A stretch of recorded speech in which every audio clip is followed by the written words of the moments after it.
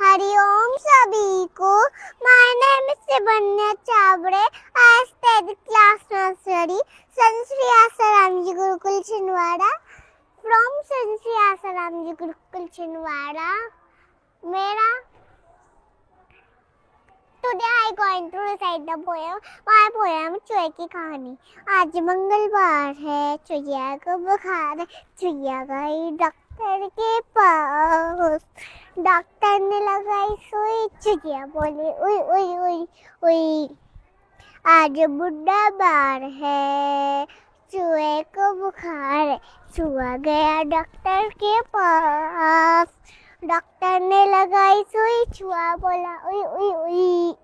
आज गुरुवार है, चूहों को बुखार है। दोनों गए डॉक्टर के पास। डॉक्टर ने लगाई सुई। दोनों बोले उई उई उई। आज शुक्रवार है, डॉक्टर को बुखार। चूहे गए डॉक्टर के पास। डॉक्टर ने लगाई सुई। डॉक्टर बोले उई उई उई।